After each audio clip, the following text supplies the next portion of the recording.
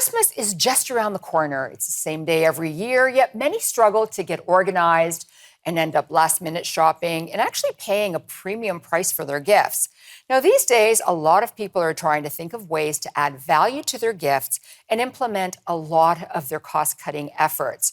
Laurie Campbell is here today. She's the Director of Client Financial Wellness at Bromwich & Smith, and she has 16 different ways of helping you save money during the Christmas holidays.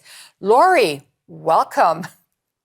Oh, thanks so much, Liz. Happy to be a part of this. Okay, so you are the guru here that has come up with 16 different ways. So let's begin. Number one, overbuying. Such a common thing, right, Liz? You go out to the store and, you just think, oh, I need one more gift for Uncle Joe. I need another little gift for my cousin or my niece or my daughter, but whatever the case is. And unfortunately, the reality of it is that you end up spending way more than you planned. You blow the budget. And suddenly you have this buyer's remorse, but you don't turn around and take everything back. You just let the chips fall where they may. So, keep your list and stick to it. That's a really good point. And now let's move on to comparison shopping, which is what I love to do, but a lot of people say they don't have time for it.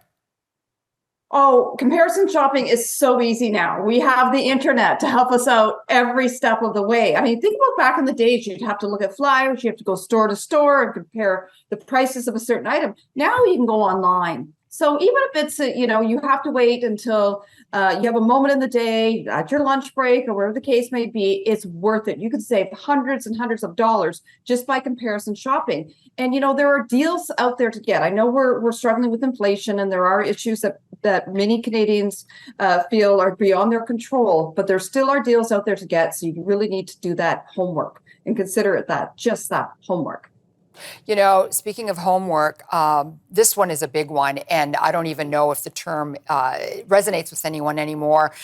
Growing up, it was always, keeping up with the Joneses. So whatever your neighbors were doing, your household had to do as well.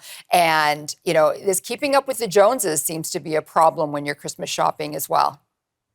Oh, exactly. I mean, there's so many even like funny movies out there that talk about, running from store to store to get the newest and greatest and latest toy for your kid.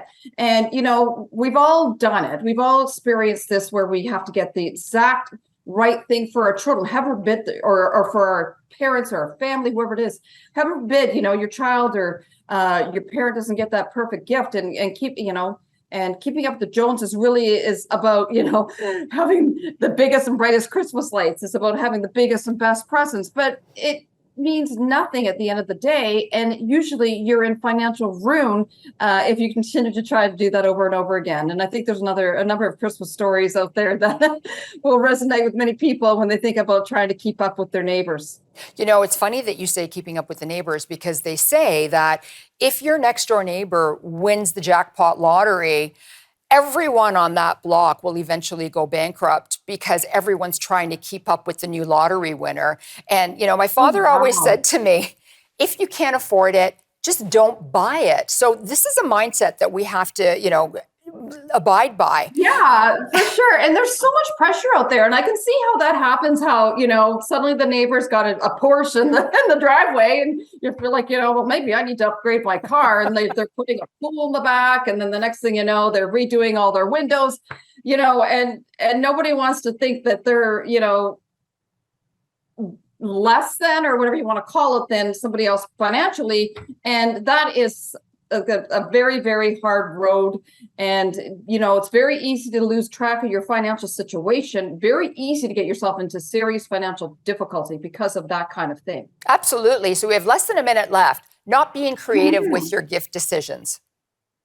Well, listen, I mean, there's lots of things you can do out there. If you're, a lot of people are going to be struggling financially this year. We know that inflation is very high. Interest rates have gone up. The economic outlook is not great for many people.